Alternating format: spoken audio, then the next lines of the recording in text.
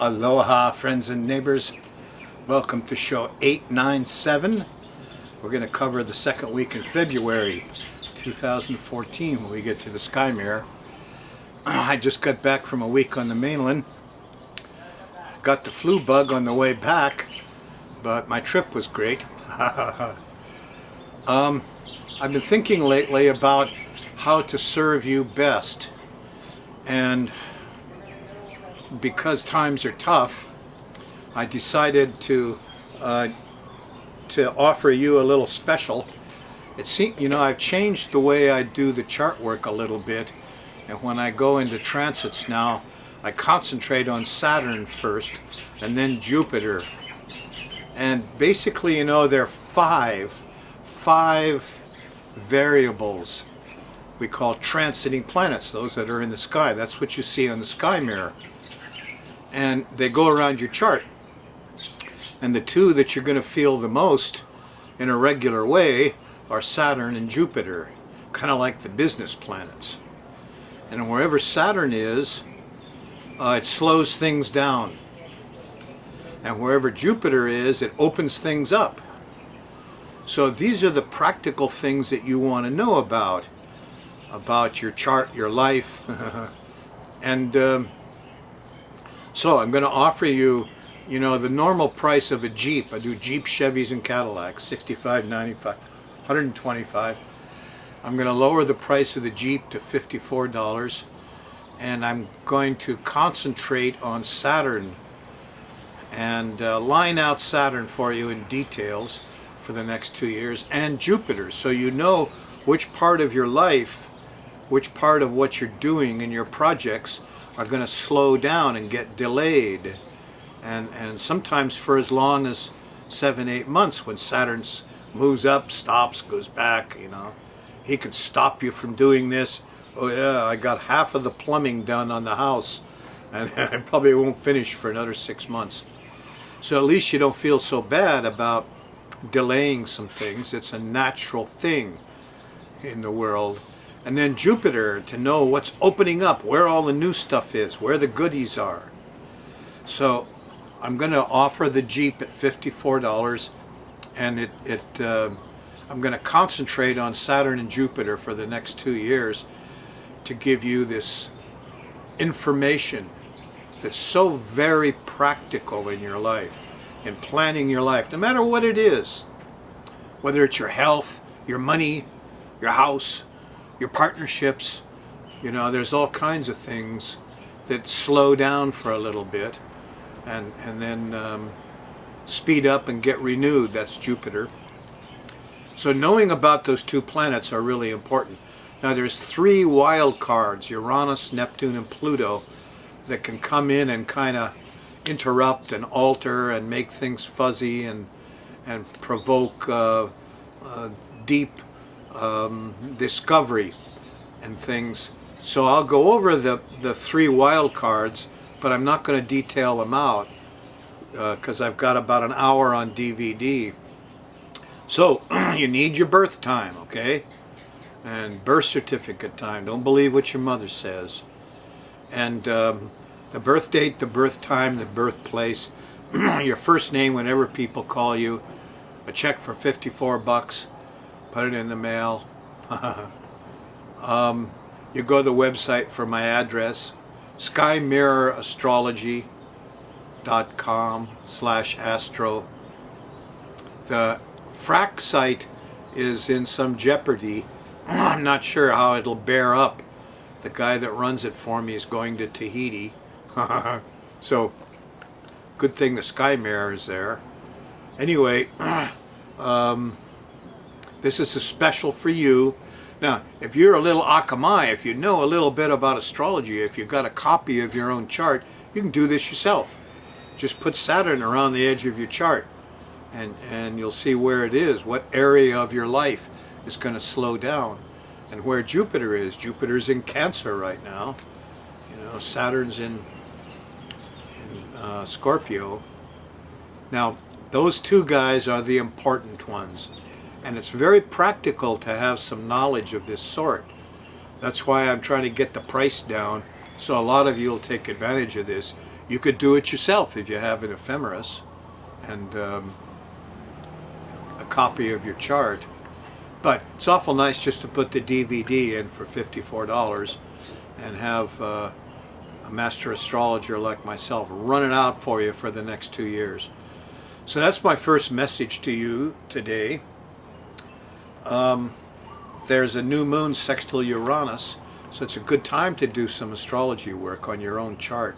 Or somebody that you love, some family member, the same report, the same DVD, an hour, hour and a half, really helps as you go through the next year or two. Let's see, you're in a month now where the new moon made a nice sextile to Uranus, and we have some Uranus power going. The thing is, if you're really innovative and you're going to get free and do the higher power of Uranus, there's some obstacles. Pluto is there. There's the police. Oh my goodness. There's Jupiter also is in square. So it's not like you can go out and just be free without making difficulties. You get too free and what is it, the nail that sticks up gets knocked down by the hammer. So you got to take it a little easy, even though you're in a month of enlightenment, February, from the planet Uranus. You don't want to act on it all just yet. There'll be another lunation that's good for Uranus in 2 months, and then you'll be a little more clear of these obstacles. So do small stuff, make plans, you know, show your genius, shine your light. And if I can help, you know, I've lowered the price a bit so I can serve more of you and give you the practical stuff. No esoteric stuff. I'm not interested in analyzing your personality. I'm just after helping you in your normal life, and I think this little change in the Jeep, lowering the price and going for the Saturn-Jupiter transits, is really going to help. You know, so let's see, the sky mirrors next. I got some really interesting things to share with you. Let's get after it. First, I think the sky mirror. Let's go do that first. Come on.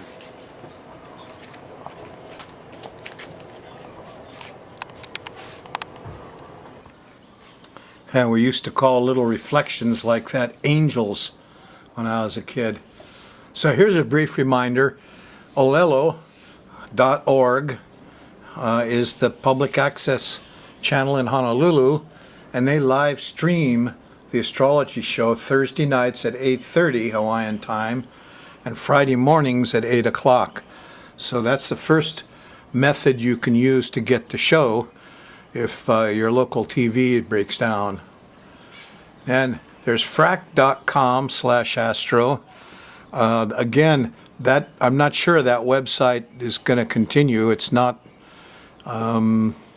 There's some issues coming up over it. So you might be better off to use skymirrorastrology.com/TV or /astro. If you get the app for your iPhone, that's a web page that has Sky Mirror on it. It has sky behind it.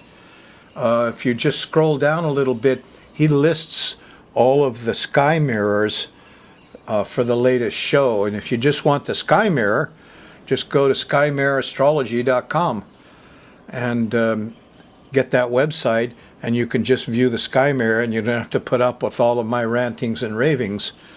But if you want the whole show, you'll see to the left of each of the sky mirror things, there's a little line in color that says, if you want to watch the whole show, click here. So you click on that, and that'll move you over to my website, skymirrorastrology.com/astro. And there's a turtle looking up at the planets. And there's a bunch of stuff there, including my address. If you just want to send your check, make sure your phone number's there, so if there's something missing, I can get back to you. Normally there's a 3 or 4 day turnaround on these personal reports, but I'm sure you'll find Saturn and Jupiter. I also print out the transits for you, so you'll have a printed thing to put on your wall and watch what happens. Saturn and Jupiter is always on time, so it's a great way to start a real study of how life changes, huh? So anyway, here we go. Let's get into the sky mirror. Hey, let's find out what's coming up for you in the next week, huh? Let's check out the sky mirror. And that always reminds me, if you've got an iPhone, an iPad, go to the App Store and get the Sky Mirror Astrology app. And, you'll be really happy with the results. You can learn astrology from the grassroots. I was on the mainland of a bad solar return for my birthday, and boy, did I use that app all the time. When I left the hotel room, anytime I got in the car. So, it's a wonderful opportunity. Check it out. Now, what's coming up for you? Here's your chart. So here's the T-square. Uranus and Pluto have been with us a long time, this square. And everybody's tired of it, but it's still hanging out at 10 degrees of cardinal signs. And Jupiter has joined the fray. Jupiter's here at 10, going back to 11 degrees of Cancer. And Venus here starts your week out at 14, so she's part of all the tensions and difficulties, and hence my questions about some of the horrible violence that's going on, and the fact that PTSD is a virus. It's in your schools. I think we've all learned that over the last couple of weeks. Kids in schools will cough right in somebody's face and get that little piece of spit in the eyeball and transmit that virus. Yeah, it's no different than claustrophobia. Alarm bells, alarm bells. What's really alarming to me is that none of our so-called professionals have identified it. They just don't, they're completely confused. We're having an epidemic of suicides and bombers, and it's slipped into the schools, and it's in certain areas of the country, and not one of them will even consider it's a transferring epidemic kind of a thing. They're not giving us any help, folks. That's what's alarming. Well, let's take this day by day. I'm going to run the moon around the edge here, and as it makes angles to things, I've made little notes. Red ones are bad, tension, difficulties. Blue ones are good, ease, comfort. So if you're on a Thursday show, the moon's still in Taurus, and it's nondescript.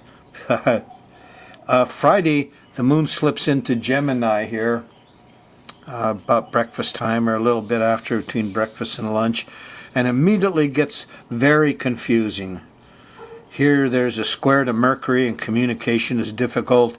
That's probably, just after noon. And in the evening, there's a square to Neptune, and these two are going to make it very difficult to get around and to communicate and transportate, and confusion, delusion. By 1, 2 o'clock in the morning, Saturday, the 8th of February, we have a sextile to Uranus, and that genius I was talking about pops up. Innovation, just keep your heads down. If you're too innovative here, the Pluto and Jupiter will get in your way. But this is a good time to think about what astrology really is. Why some people are so horrified about it and all. So Saturday's a pretty good day. There's some brotherhood around. As you go into Saturday night, there's a trine to the sun. You're starting to get stuff done. And on Saturday morning, the 9th, the moon's still in Gemini, and it trines Saturn. You get all organized early in the morning. In the midday, it trines Mars. And by golly, we're getting things, action, fix things, protect things. Yes. Here, this could be, well, never mind. Later I'll talk about judges. Sunday night late, here's a trine to Mercury, and we're talking and communicating.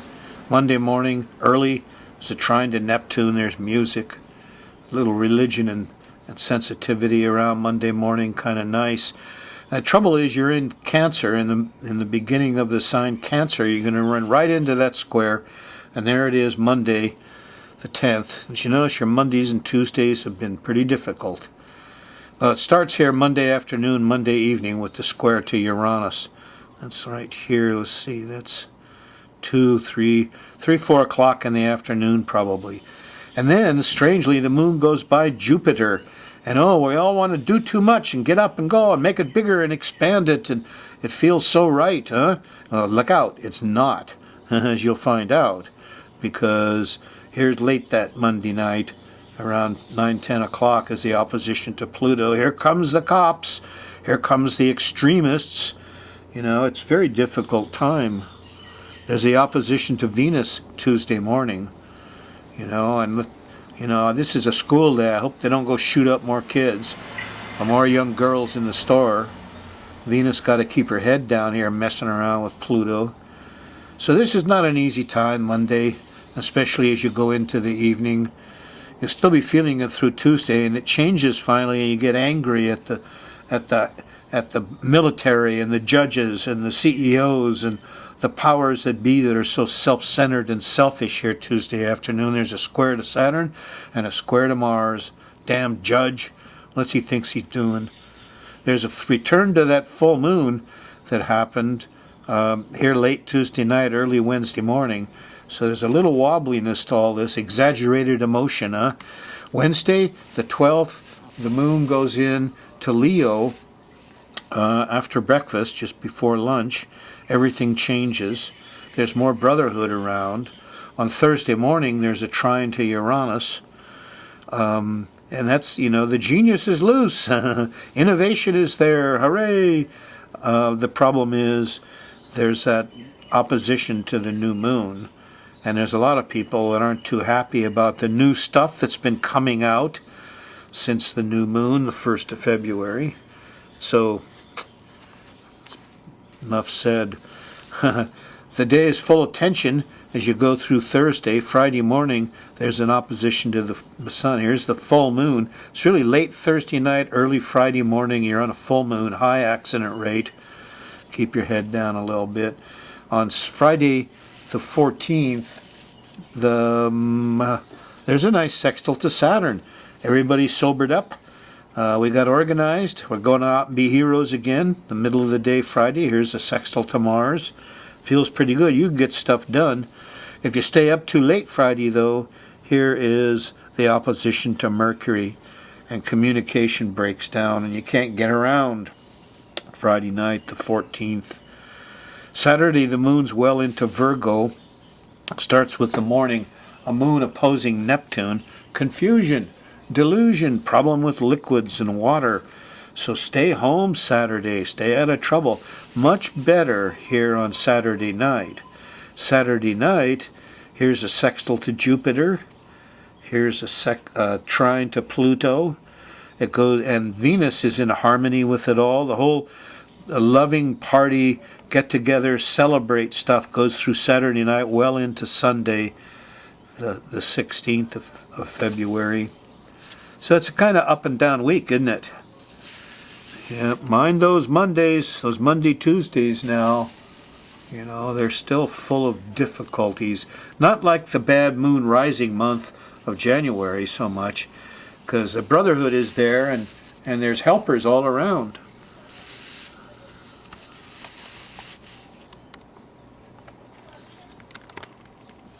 Let's see, a little checkup on some astrocartography. A lot of this news you don't get here, but Africa, you remember we're talking about the west coast of Africa on the astrocartography, feeling that nasty square and that bad moon rising, and boy, there are just people dying and there's people fighting, and this is that whole west area of Africa is tough. The other thing that came up, I noticed in the Sunday paper, that over on the west side of Australia, remember the shark prediction? Well, they're culling. They call it culling. Culling is a word that just means killing. And they're culling the shark population all along that western coast of Australia, where our astrocartography said there was going to be shark problems. So, wow. I bet you're glad you're out of January, you know. That was such a violent, angry time. Wow. I should report to you my solar return went okay. I was very cold. I took Capricorn rising with the Saturn in sextile from the 10th. And I managed to diffuse a lot of nasty things in the sky. So protect my body and my health a little bit for the year. Your birthday is really important. You get a bad solar return. Most of mine have been really bad in the last few years. So I felt lucky that I got through it.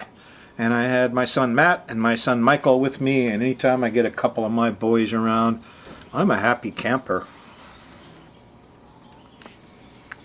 I realized the other night why our so-called experts, those people in our culture that we deem licensed and credentialed, like psychiatrists, screwing up PTSD and hurting us a lot. There's a lot of other scientists and credentialed experts in our culture, people that, like in the Army, the officers didn't work. What? No, they didn't work. Class distinction. Anyway, there are other experts here in the field of science, and one of the things I've been interested in for years is here's a picture of the Hawaiian chain of islands. Here we are down here, and you can see that this chain goes up here. And then they call it the Emperor chain, bang. And since first time I saw this picture, I said, whoa! Here a couple of years ago, I started quantifying it, and what I came up with was 60 to 65 million years ago, this thing happened. And something totally changed. And so these guys, the experts, see, look, the problem with experts is they go into these crackpot universities where you have to memorize everything by rote. Columbus discovered America. Oh, yes. Yeah, write that down. You're going to be tested. And you don't know who Columbus was. You probably don't even know what America was. So the upshot is they learn these strings of words. Doctors do it. Lawyers do it. They learn these things, and actually they consider them God's truth, but they don't know why. I saw this in Dow Chemical Research. We could use very long words for things, but we didn't really know why. So here's these guys, and I asked lots of times experts why. They don't know. Here, they're actually confronting this question a bit, and what they came up with was, well, maybe something is formed around 50 million years ago. It's a sign the hot spot's not stationary. Well, that's nonsense. It just made a total right, angle turn. The plume feeding the hot spot moves, perhaps like the flame of a candle. Yeah, duh. The other one suggests that the Pacific plate changed direction, while the hot spot remained relatively fixed. The hot spot's there, folks, because it's the same as the round hole in Jupiter. All of the different planets have these vortex circles around 20 degrees north latitude, and that's where the hot spot is. So anyway, closer to home, we do not know. Its origin remains uncertain. It's just like claustrophobia could not be a virus. It's uncertain. The experts haven't read it in a textbook yet, so they don't believe it. Look, folks, I got 65 million years ago. Isn't that when the big crashing asteroid hit and wiped out dinosaurs and stuff? Sure. And look what happened to the Pacific plate. It's moving happily along here, and then when that happened, crash, it took off in a different direction. The Earth must have tilted more. Things happened. This change point is one of the biggest things in archaeology, and yet the experts blithely say the cause isn't known. We don't know what that is. No. Yeah, I'm still ragging on this thing. Listen, a lot of these people who have taken the rote learning, like I was great all the way through my science and engineering and everything, By the time I got to the second year of integral calculus, all they do is memorize these complex formulas, lots of them, and you don't know what you're just supposed to memorize them, and I don't do that. So I would have to derive them and understand them, and there was no time. So I blasted out of there. And I found that a lot of people that go through there are the Neptune types, and they will memorize these things and learn by rote and wind up, PhDs and doctors and judges and other people who are under color, we call them Neptune people. And, they don't want to make any mistakes at all, so they won't go outside of their boundaries. If the government says pot is a Schedule 1 and it's more dangerous than heroin, well, they're not going to argue with it. No, because they learned it by rote. So it's very sad because it's hard to change this situation. Professor Wolf told me a story once where a man who discovered that if you washed your hands before delivering babies, the mother didn't die, tried to tell all these other doctors about it in Europe. They didn't believe him. He finally went a little nutty and wandered the streets and grabbed pregnant women and said, hey, we gotta, don't tell him to wash his hands. And he just went a little nutty. And rote learning, Rote learning extends to all the professions, especially those that require licenses and are under color. Okay, I got a short time here. This article in the Hilo paper talks about a recently sentenced 61-year-old pot grower and distributor. It's given 20 years in prison. High-profile case. Went to trial at warp speed. Very unusual. They're slow, the wheels adjust. It's just look at Roger Christie. Upshot is the judge was a man I'd heard of before. His name is Nakamura. And he's going to try to get another 10-year term. And he just sentenced a 61-year-old guy. You can be sure he was a haole. He wasn't a Japanese guy. No. This guy is full of racial prejudice and hates Woodstock generation. And, this is not a judge. August 2012, this is the same guy that ruled that the Peaceful Sky Alliance had got all these signatures, get the helicopters out of the sky, that it was unenforceable. This man is a disaster for our island. He's stuck in his cultural crap. He hates Woodstock. Now he's going up for some kind of another tenure, right? The Judicial Selection Committee and saying, no, not for our island.